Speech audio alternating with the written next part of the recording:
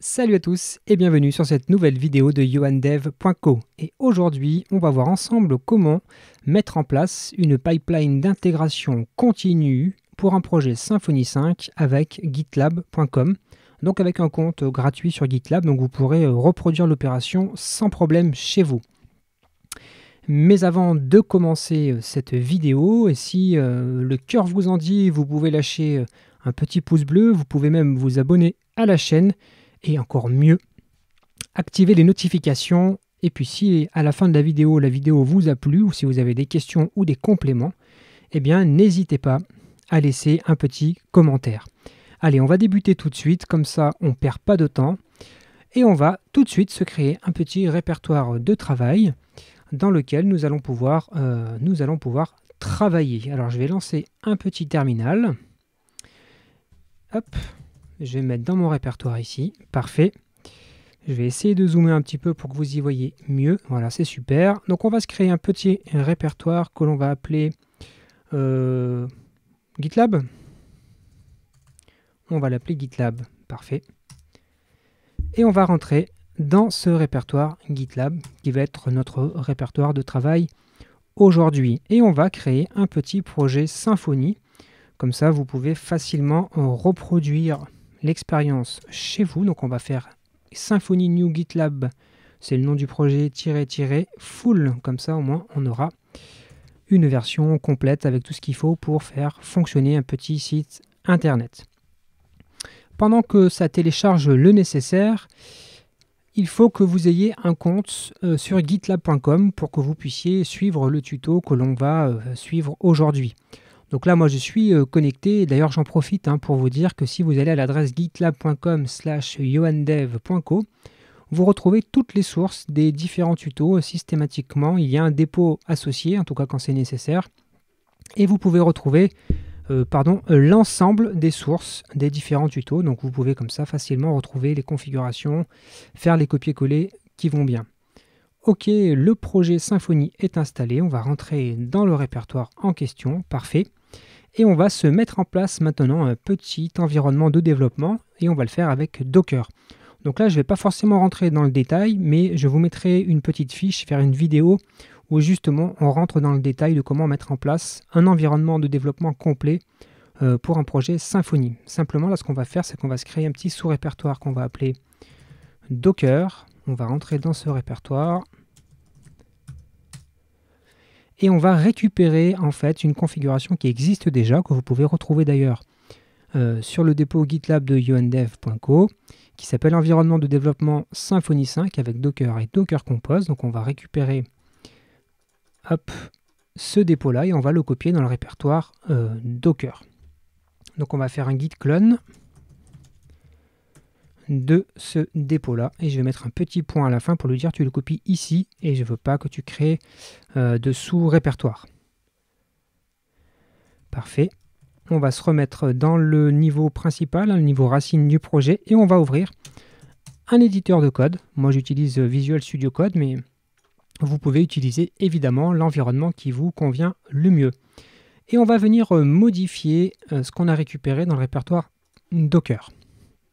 Parce qu'en fait, la config qu'on a récupérée est plus complète que ce que l'on a besoin pour aujourd'hui. Donc on va tout de suite supprimer maildev et phpMyAdmin. On ne va pas en avoir besoin pour la démonstration. On va se renommer les différents services. Donc là, je vais l'appeler GitLab, www_GitLab. Ici, on va les renommer, on va les mettre GitLab, histoire que ça soit clair une fois qu'on manipule nos conteneurs après. Donc ça sera beaucoup plus simple comme ça. On va lui dire que on va exposer sur le port 8080 pour pouvoir consulter notre site en mode développement. Et on va juste changer dans volume ici, on va mettre 2 points slash pour lui dire que c'est le répertoire parent qu'il doit monter à l'intérieur du conteneur. Alors, je ne vais pas rentrer dans le détail encore une fois. Il y a une vidéo beaucoup plus complète sur ce détail-là. Et il y a aussi le fichier VOS qu'on va légèrement modifier puisque dans la configuration actuelle, on n'en a pas besoin de ce petit répertoire project. On est pas mal. Il ne nous reste plus. Finalement, maintenant, on a fait tout ce qu'il y avait à faire, je pense. Oui, c'est bon. on va pouvoir lancer notre environnement de développement et vérifier que tout fonctionne. Donc on va aller se remettre dans le répertoire Docker et on va faire un Docker compose up-d et il nous lance bien les deux conteneurs. Donc dans le Docker Compose, on a dit qu'on travaillait sur le port 8080, donc on va aller vérifier que sur le 127.0.0.1 2.8080, on est bien un projet Symfony qui s'affiche, c'est le cas, donc on est pas mal. Maintenant, ce qu'il va falloir que l'on fasse, c'est que l'on modifie le fichier .env pour lui expliquer où se trouve la base de données qu'il doit utiliser. Donc c'est celle-ci, rappelez-vous, le service s'appelle DB GitLab. Donc on va venir modifier le .env. Nous, on ne veut pas utiliser du PostgreSQL, mais du MySQL. L'utilisateur, c'est root. Dans la config qu'on a récupérée, il n'y a pas de mot de passe. Et le serveur, l'adresse du serveur, c'est db _ et on a dit quoi? On a dit GitLab. Impeccable. On va lui mettre db ici up _ dev pour le nom de la base de données. Et on est pas mal. Alors, maintenant, ce que l'on va vouloir faire, c'est créer la base de données réellement. Là, on a juste fait la configuration. Maintenant, on va vouloir créer en tant que tel la base de données. Donc, ce que l'on va faire, c'est que l'on va se connecter à l'intérieur du shell du conteneur www. Donc, pour ça, on va faire un docker exec pour lui dire qu'on va vouloir exécuter quelque chose dans un conteneur, -it pour lui dire qu'on veut quelque chose qui soit interactif. On va lui donner le nom, donc c'est www docker GitLab. Donc là, il fait l'autocomplétion, hein, et on va lui dire qu'on veut lancer ça avec bash. Et comme ça, on se retrouve maintenant comme si on était connecté à l'intérieur du conteneur, hein, par exemple, comme si vous vous connectiez par exemple en SSH, on va dire. Et maintenant, on va créer la base de données. Donc on va faire php bin console doctrine database create.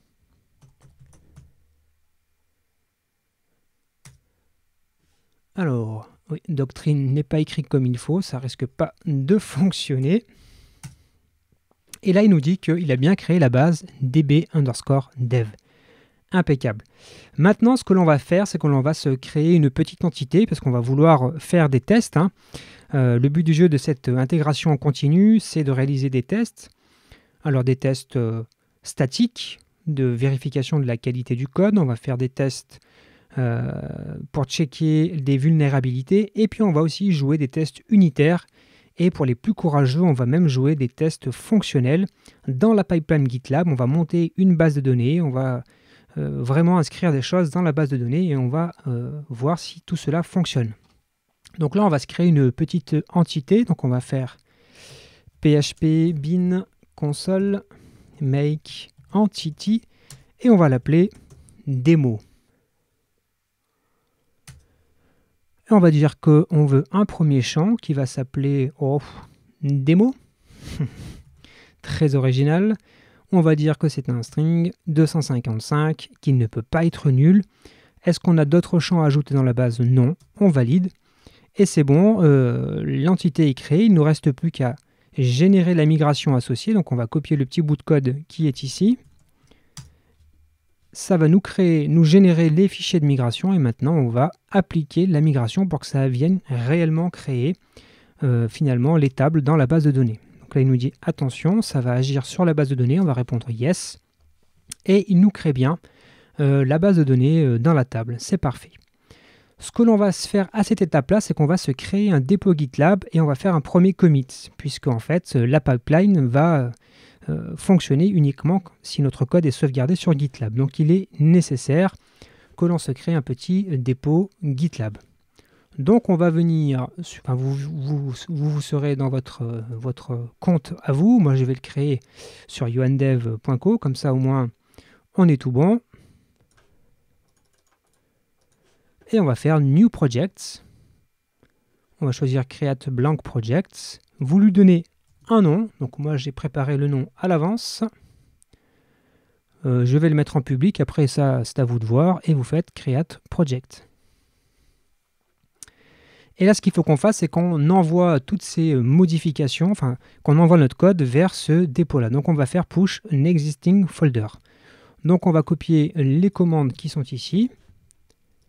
Alors, on va sortir du bash du conteneur. On va le faire directement depuis la machine hot.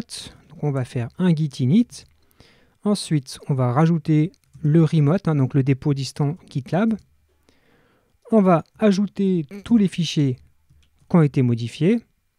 Donc là, forcément, il y en a un paquet. On va faire un initial commit. Donc là, c'est ce que GitLab nous propose, de le nommer de cette façon. Et on va faire un push. Et donc là, ça va bien pousser notre code sur le dépôt GitLab. On peut aller d'ailleurs vérifier en actualisant le dépôt GitLab ici. Il a bien récupéré tous nos fichiers, c'est parfait. Maintenant, ce que l'on va vouloir faire, c'est activer, entre guillemets,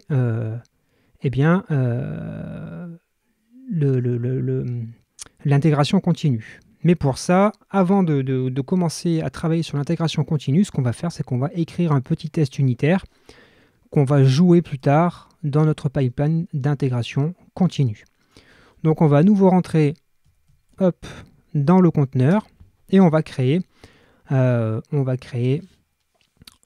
petit test unitaire. Donc on va faire un PHP bin console make et on va faire unit test. Il va nous demander un nom pour notre test, donc on va l'appeler unit test, on ne va pas s'embêter. Et il nous a créé un fichier de test. Donc on va aller l'ouvrir dans notre éditeur de code. Le test, il est là, unit test, et on va écrire un petit test qui va juste vérifier que notre entité, enfin on va faire juste un petit test sur notre entité démo. Donc on va l'appeler ici test démo. Hop, on va dire démo est égal à new démo. Parfait. Et on va setter le champ démo avec la valeur démo. Incroyable d'originalité. Et on va faire un petit test d'assertion où on va lui dire, si je fais un démo get démo, est-ce que c'est vraiment égal à la valeur démo? Donc là, on est d'accord que c'est le niveau 0 du test, mais c'est juste pour vous expliquer grosso modo le principe. Et on va lancer le test pour vérifier que tout fonctionne.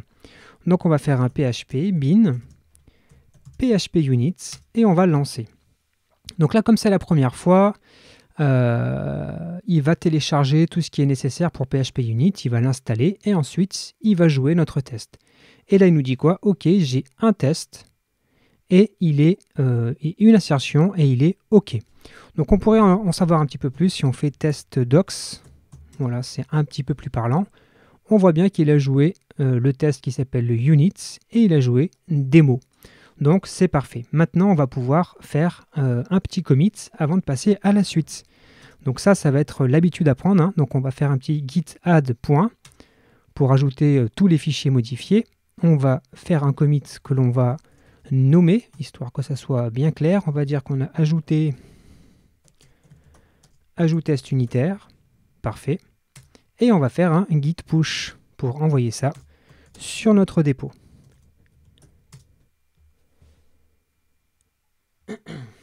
Parfait.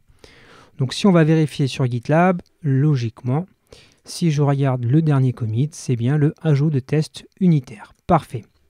Maintenant, il est temps de mettre en place la fameuse pipeline. Donc on va à la racine du projet créer un petit fichier qui s'appelle obligatoirement .gitlab-ci.yml. Il doit s'appeler comme ça. GitLab s'attend à trouver un fichier avec ce nom-là pour décrire une pipeline d'intégration continue. Donc on va le créer et on va venir l'éditer dans notre éditeur de code. Donc à la racine, le fichier est là et il s'appelle .gitlab-ci.yml. Alors comment fonctionne ce fichier-là?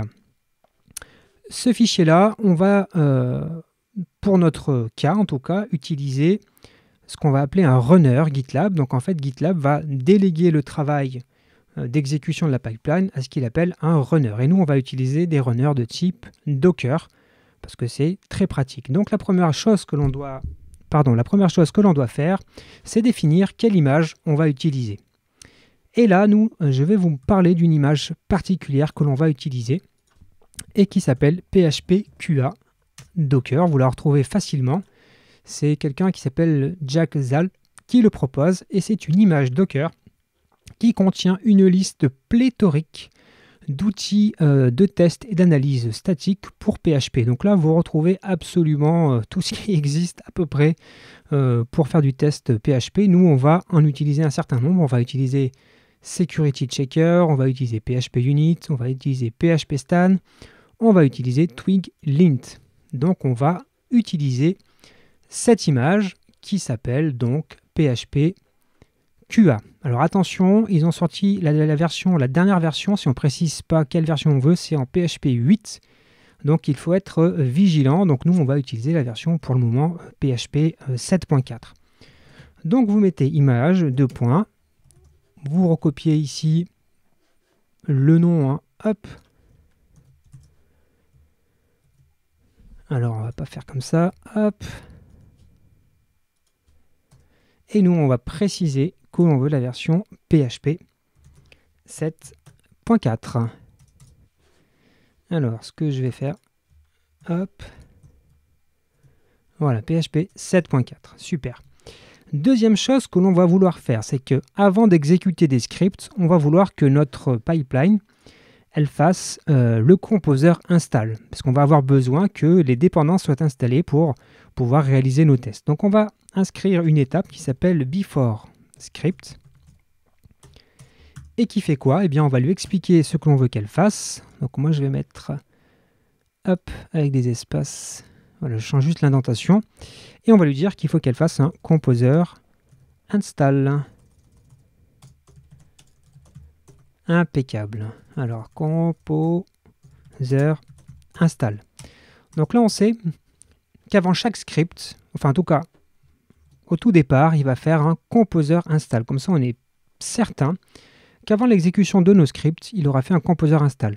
Alors par contre, pour éviter que ça télécharge sans cesse les mêmes librairies, on va mettre en place un petit cache et on va lui dire qu'il va falloir qu'il mette en cache tout le répertoire vendor. Comme ça, au moins, ça va éviter de télécharger X fois nos différentes étapes. Et maintenant, on va mettre en place 3 étapes dans notre pipeline.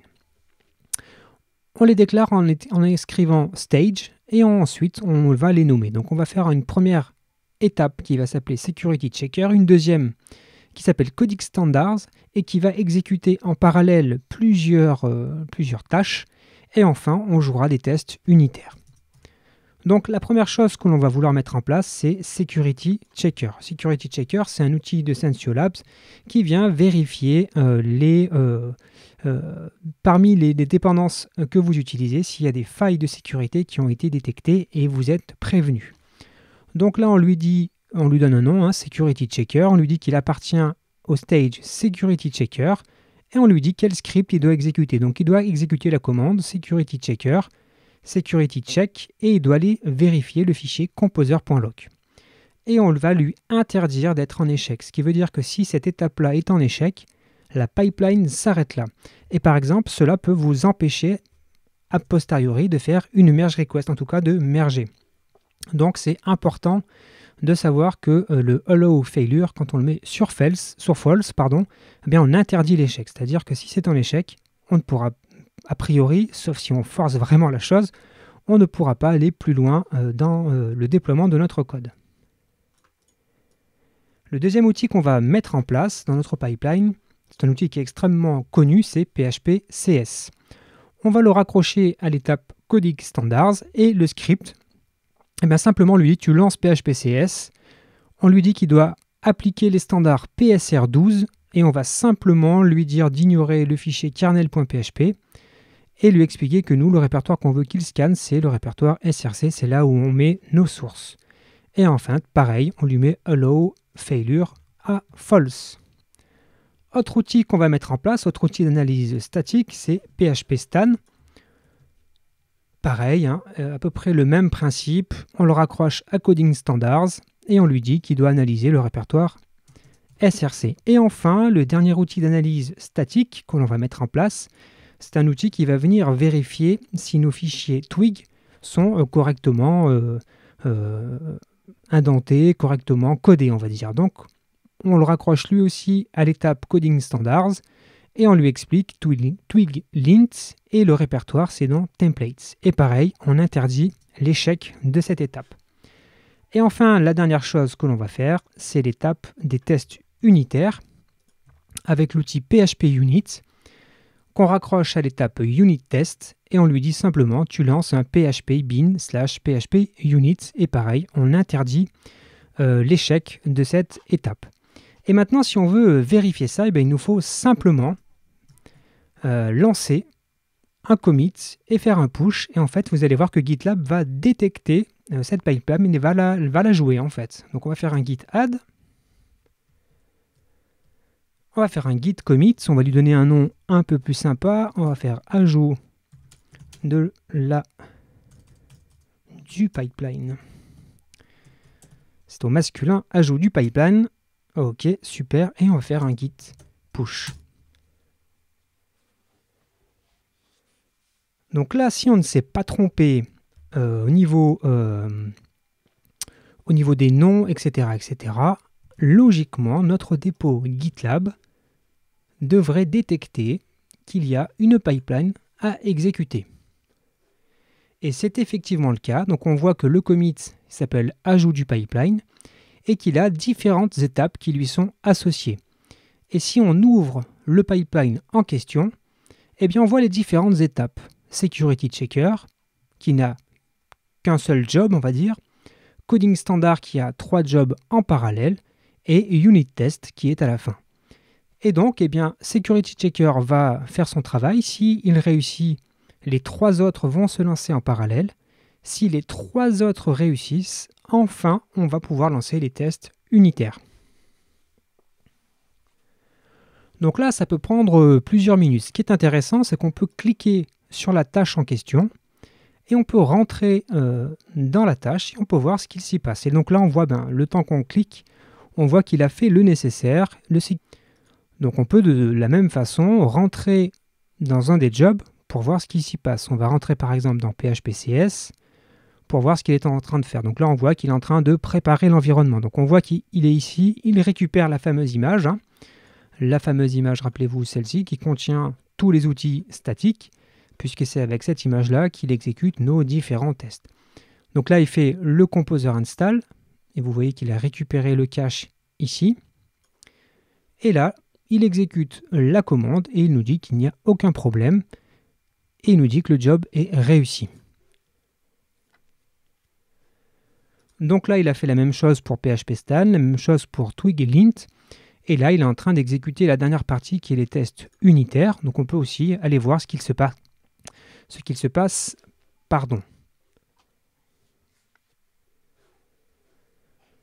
Donc là, ça prend toujours un petit peu de temps. Ça peut prendre 2-3 minutes pour exécuter la pipeline. C'est tout à fait normal. Parce qu'à chaque fois, il faut qu'il aille récupérer l'image.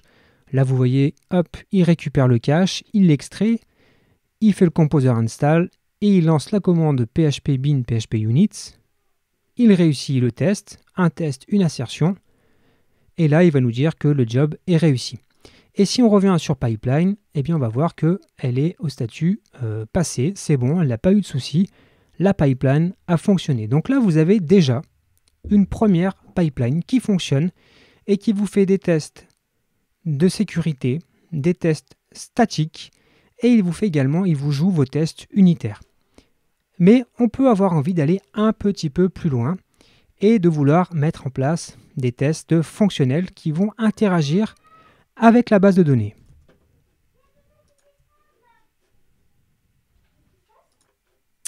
Bon, alors j'ai dû mettre en pause l'enregistrement, donc je ne sais plus exactement où j'en étais. Et comme je me suis donné comme mission de ne pas faire de montage ni de coupure dans les vidéos, je vais peut-être me répéter. Donc on a mis en place cette première pipeline qui fonctionne déjà pas mal. Mais on va vouloir aller plus loin pour mettre en place une pipeline d'intégration continue qui va jouer des tests fonctionnels. Et ces tests fonctionnels vont nous permettre bien de tester les fonctionnalités et notamment l'écriture dans la base de données, etc., etc. Donc ça va nous permettre d'aller explorer de nouvelles petites choses. Donc ce qu'il va falloir que l'on fasse pour qu'on puisse arriver à ce résultat-là. La première chose à faire, c'est qu'on va copier le fichier qui s'appelle .env.test, qui est un fichier qui permet à Symfony qui nous permet de expliquer à Symfony un certain nombre de variables d'environnement dans le contexte des tests. Et nous, on va créer une version locale qui ne sera pas copiée dans le dépôt. Donc on va l'appeler .env.test.local.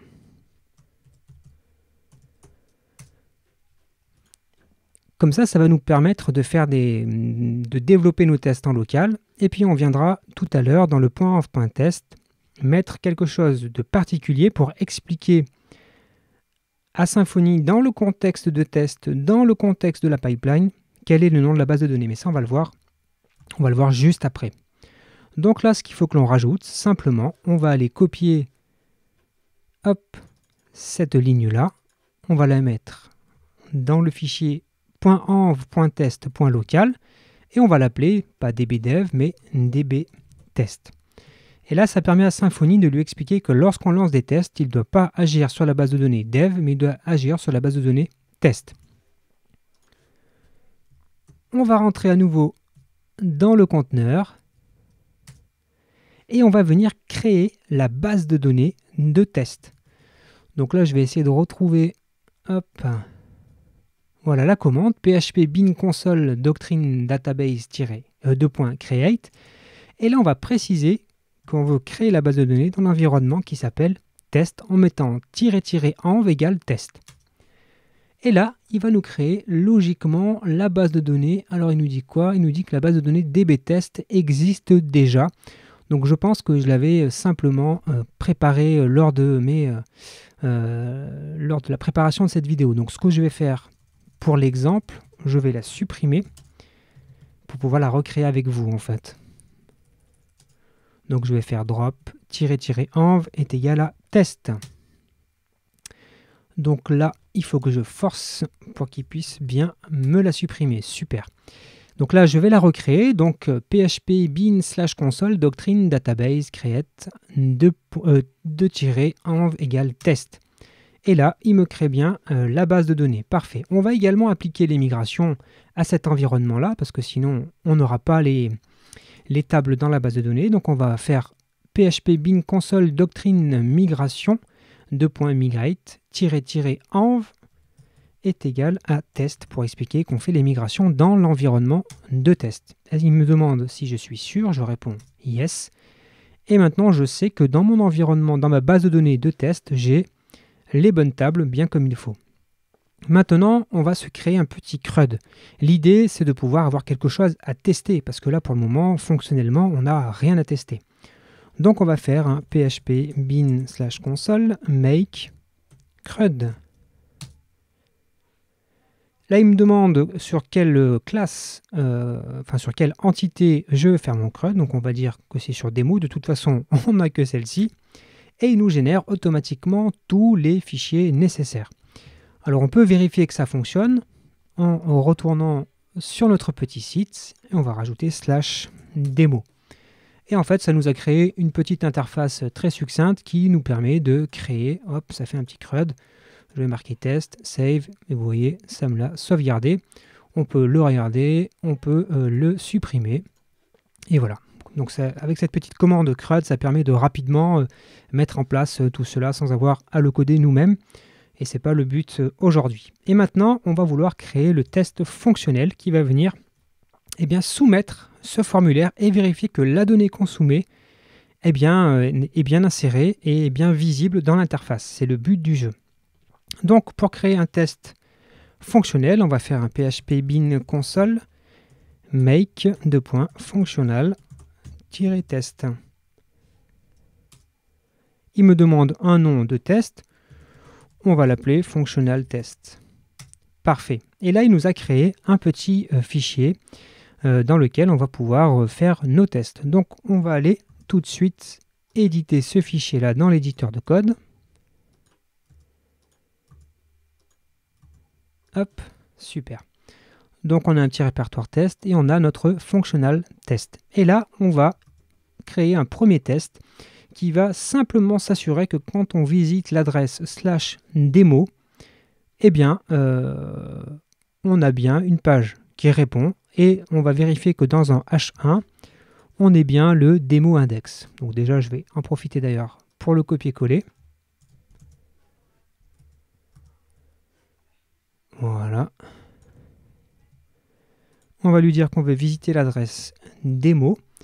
Alors ici, on va changer le nom du test, histoire que ça soit un peu plus parlant. On va lui dire, alors, should display démo, par exemple. Donc ça doit afficher démo. Ok. Donc là, si je le lance tel quel, il va y avoir un petit souci, parce qu'en fait, si vous regardez bien ici, c'est une redirection.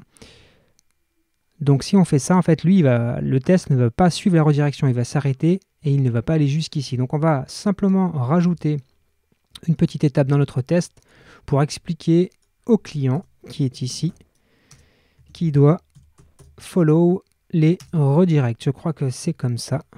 Si je ne me trompe pas, c'est comme ça qu'il faut faire. Alors c'est redirects avec un S. Super. Et donc en faisant ça, simplement, lui, il va suivre la redirection et il va aller jusqu'au bout pour vérifier qu'on est bien démo index. Donc là, on va lancer notre test ici. Hop. Alors je vais essayer de rezoomer à nouveau. Hop. Voilà. Donc on va faire un php bin php unit et on va faire -- test docs. Ça permet d'avoir quelque chose d'un peu plus lisible. Alors il nous dit quoi? Il nous dit qu'il a bien fait le test fonctionnel, should display demo, il a bien fait le test unitaire de tout à l'heure, donc il y a 2 tests, 4 assertions et tout est OK. Donc là il y a des alertes sur des déprécations, on ne va pas s'en occuper aujourd'hui. Ce qui nous intéresse, c'est qu'ici il y a OK, les tests passent bien. Donc on va écrire un deuxième petit test, celui-ci va vérifier qu'on a bien le formulaire d'ajout. Donc quand on clique ici, on va vérifier que lorsque l'on va sur /demo/new, on ait bien ce formulaire qui s'affiche. Donc là, je ne vais pas le coder devant vous, vous avez compris l'idée, je vais simplement le récupérer de ma petite, mon petit support de préparation. Donc on va rajouter cette méthode, should display create new demo. Donc lui, qu'est-ce qu'il fait? Il va charger l'adresse demo/new, il va vérifier qu'il y a bien un H1 qui contient create new demo. Donc on peut à nouveau relancer notre test pour vérifier, eh bien on a bien 3 tests et 7 assertions et on voit ici qu'il a bien fait le create new demo. Parfait. On va continuer d'améliorer notre code, notre test en fait, et on va venir rajouter, et c'est celui-là qui va être le plus important, un petit test qui va venir remplir le formulaire, qui va le soumettre et qui va vérifier que dans la page suivante, on retrouve bien la valeur qu'on vient de soumettre. Ce qui nous permettra de valider que cette fonctionnalité, elle est OK, qu'il n'y a pas de souci, que les données s'insèrent bien en base de données. Donc là, pareil, je récupère le code directement de mon support de présentation. Comme ça, ça nous fait gagner un petit peu de temps et je vais le commenter avec vous. Donc là, qu'est-ce qu'on fait? On crée un client, on active les redirections, on va bien sur la page demo/new. Et ensuite, on va chercher le bouton qui s'appelle Save. Donc rappelez-vous, si on vient ici, il y a un bouton Save. Et avec ça, on va permettre on va passer ce bouton-là et récupérer le formulaire qui est associé, qu'on va stocker dans la variable form. Alors ensuite, ce que je fais, c'est qu'ici, je vais générer un petit unique ID. On va en avoir besoin après, vous allez voir. Et qu'est-ce qu'on fait ensuite? On va charger le formulaire. On va regarder les données qui sont à l'intérieur, le champ démo. Donc le formulaire s'appelle démo, le champ démo. Et on va rajouter une valeur qui s'appelle addDemoForTest et un numéro unique. Comme ça, on peut jouer le test autant de fois qu'on veut. Ça va venir à chaque fois mettre en place une nouvelle valeur. Ensuite, le client va soumettre ce formulaire. Et ensuite, on va vérifier, 1, que la réponse est correcte et que 2, dans le body de la page, on ait bien quelque chose qui contient la valeur add_demo_for_test et cette valeur unique qu'on a soumis.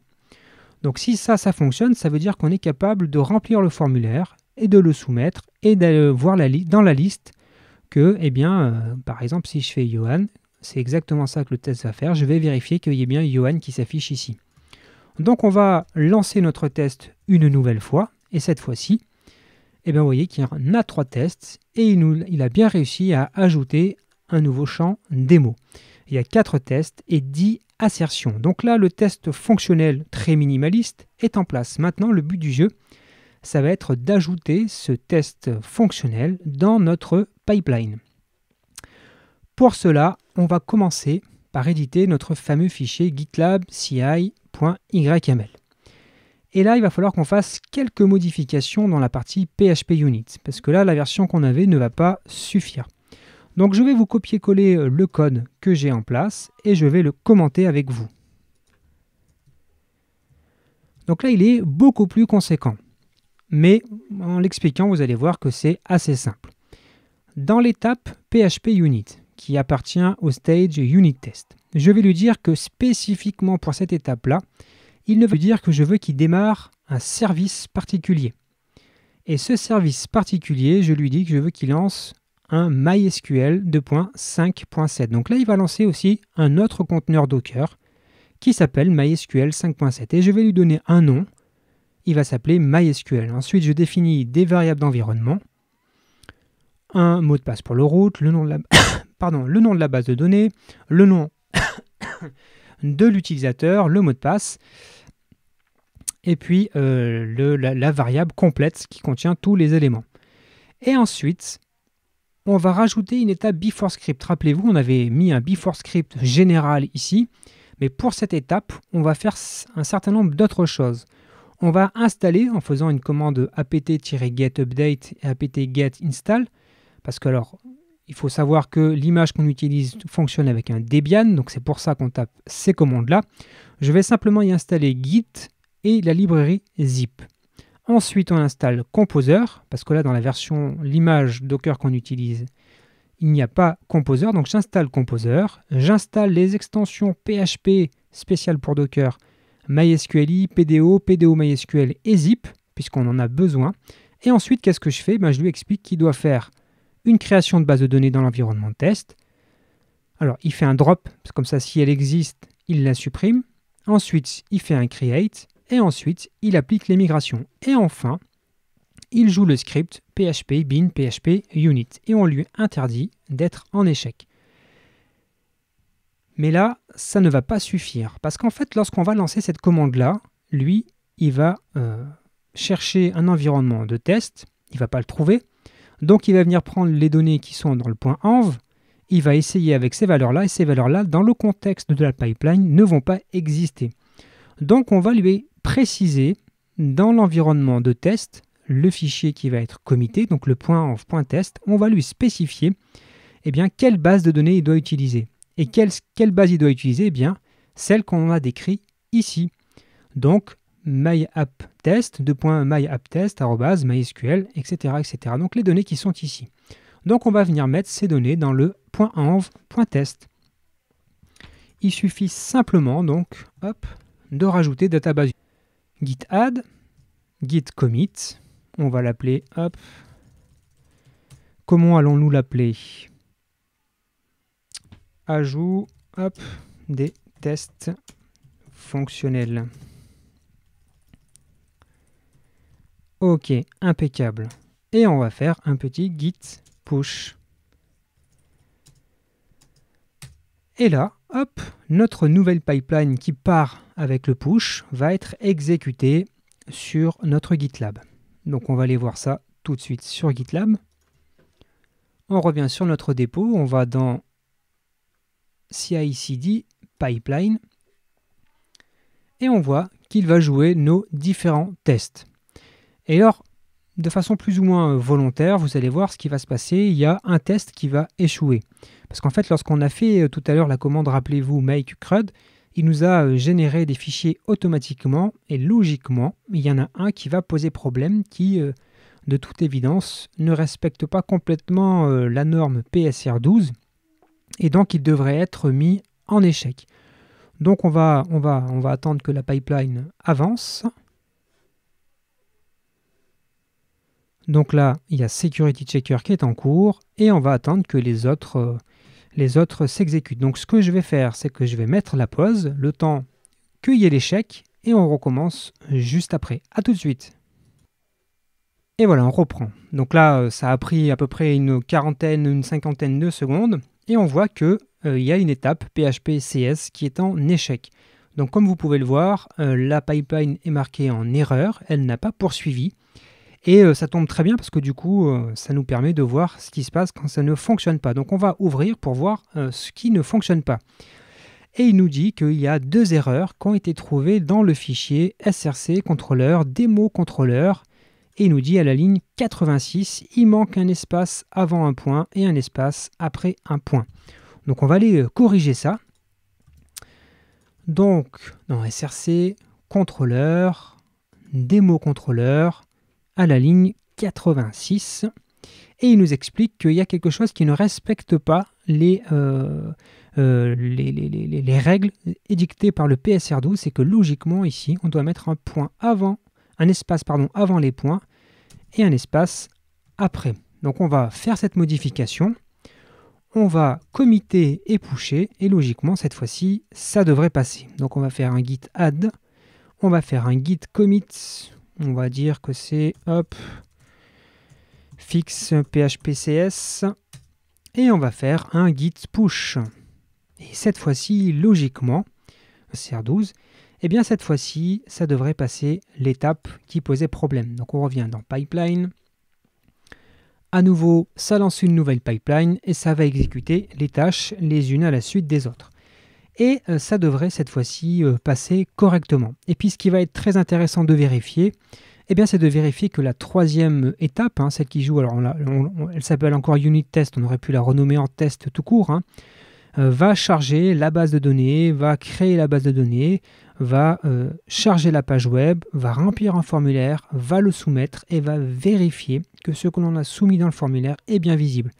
Et donc là, imaginez un petit peu le confort lorsque vous développez, qu'à chaque fois que vous faites une modification dans le code, il y a tout ce jeu de tests qui s'exécute, vous avez l'esprit vraiment tranquille, c'est-à-dire que, a priori, pour ce qui est couvert par les tests, et en tout cas pour ce qui est des vulnérabilités et du style de code, vous êtes logiquement déjà bien blindé en termes de qualité de code et de sécurité.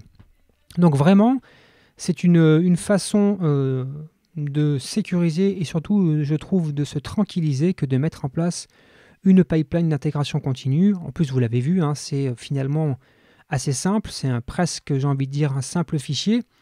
En tout cas, si on veut juste faire la partie sans les tests fonctionnels, c'est-à-dire sans avoir besoin de mettre en place une base de données dans la pipeline, un simple fichier qu'on met à la racine du projet, ça suffit.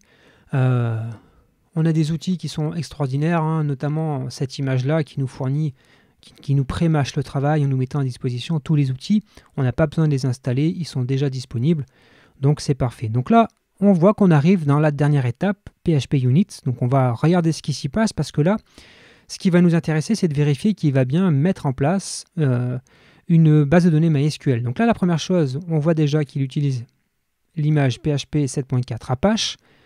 Donc tout à l'heure, les autres tests, il les exécutait, rappelez-vous, avec l'image celle-ci, Jaxal PHPQA. Mais pour cette étape-là particulière, on lui a dit, attention, celle-ci, tu l'exécutes dans une autre image qui s'appelle PHP 7.4-Apache. Là, on lui dit qu'il doit utiliser l'image MySQL 5.7. Alors là, en l'occurrence, comme j'ai fait des tests, il se rend compte qu'il y a déjà un service MySQL qui tourne, mais si ce n'était pas le cas, il l'aurait lancé.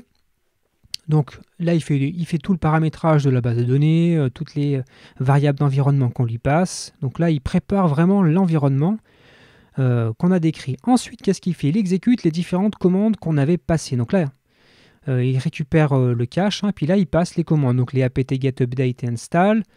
Là, il installe Composer. Là, il est en train d'installer MySQL, MySQL PDO, etc., qui sont nécessaires ensuite pour pouvoir initier la base de données de Symfony. Donc on a mis en place l'environnement qui est en train d'être mis en place dans ce conteneur Docker. Et une fois qu'il aura fini de tout se préparer, il va lancer les PHP units et ça va fonctionner. Et moi, ce que je trouve particulièrement magique, entre guillemets, c'est que là, on a automatisé, et pour une période de vie très courte, eh bien, on a déployé complètement notre projet, parce qu'on a mis en place un serveur PHP, on a mis en place une base de données, on a créé la base de données, on a soumis un formulaire, donc c'est comme si on avait déployé complètement notre application. Donc c'est vraiment extrêmement tranquillisant de savoir que quand ça fonctionne, ça limite déjà les erreurs et les régressions.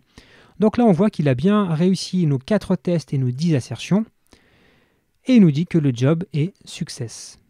Présentation, mais finalement, vous allez, je pense, vous rendre compte que c'est assez simple de mettre en place une pipeline d'intégration continue. C'est vraiment très simple. Un simple fichier gitlab.yml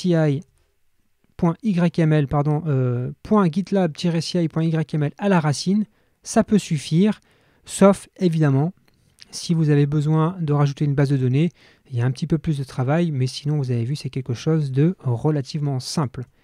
Écoutez, j'espère que vous avez découvert des choses. N'oubliez pas de mettre un petit pouce bleu, de vous abonner à la chaîne et d'activer la petite clochette pour être averti des prochaines vidéos. Je